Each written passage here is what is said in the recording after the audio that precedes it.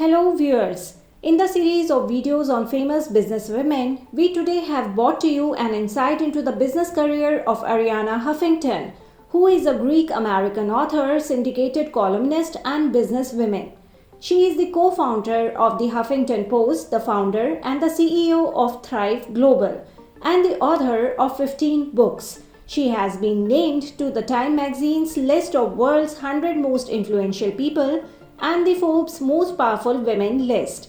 Arianna was born on July 15, 1950 in Athens, Greece. She moved at the age of 16 to England, where she later pursued an economics degree at the University of Cambridge in 1972.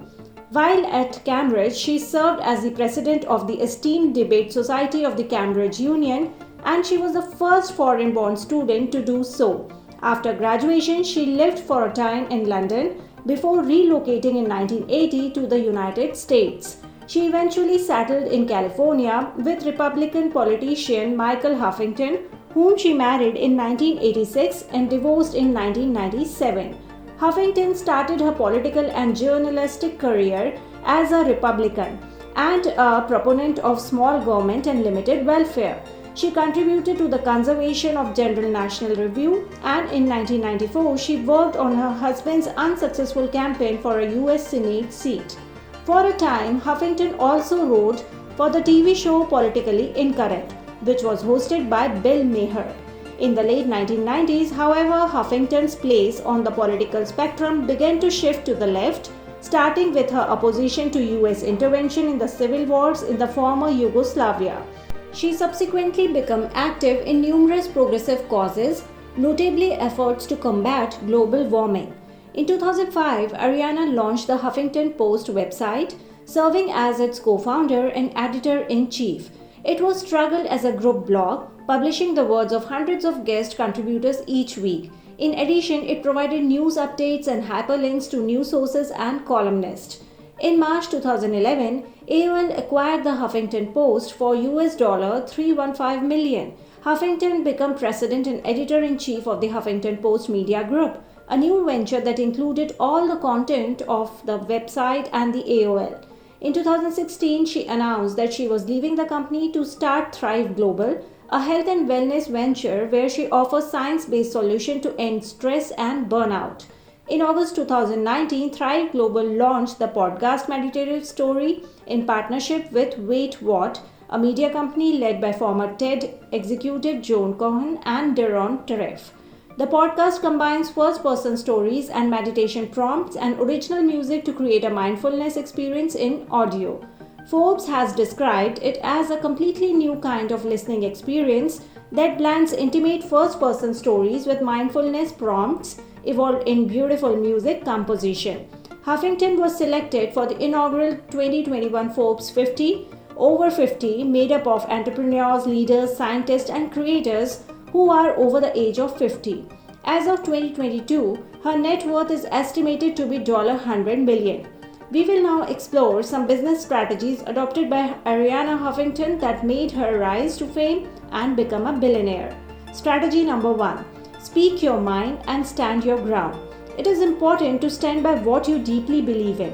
When Arianna wrote her first book, The Female Women in 1974, she criticized the entire organic growth of women's liberation movement and how they would eventually destroy society. Without mincing words, she predicted their detrimental impact on the feminist movements. As a result, she was widely criticized for speaking from a privileged position. But it didn't jeopardize her opinions and she stood her ground. Strategy number 2.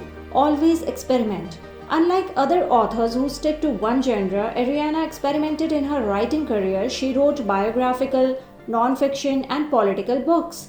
Some prominent among them were Wisdom Wonder, The Sleep Revolution, On Becoming Fearless and The Gods of Greece. The sheer variety of titles and subjects symbolizes how she refused to be restrained in acquiring knowledge. This ability led her to conquer different forms of entrepreneurship as well. Strategy number 3. When it is time, move on. When you are in the center of everything that takes place in your startup or office team, moving on to a new venture or project is always a massive effort. But when the time comes, you need to make that decision and move on to better and newer changes in life. That's what Arianna faced when she decided to leave HuffPost and start her venture with Thrive.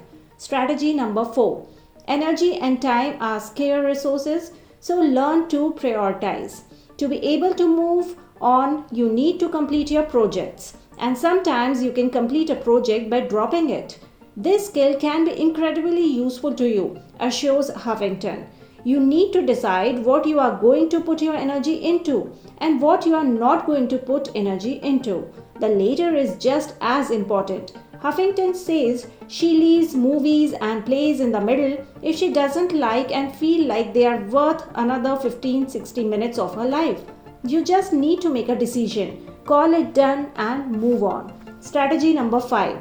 Have the guts to stand up for what you believe in. Nowadays, the anticipation is that the company has to beat its expectation, and this leads to some of the worst business decisions. As leaders, we have to have the guts to stand up and do it our way. Jeff Bezos and Steve Jobs are leaders that continue to innovate and re-innovate the industries as they stood by their values and their vision. They took a lot of criticism along the way, but they understood the pioneering comes with initial misunderstanding and disapproval. Wow, what an admirable and inspiring lady Arianna is. I hope that you would have found this video interesting and useful. We will be back with more such stuff very soon. So keep watching and enjoy. Thank you.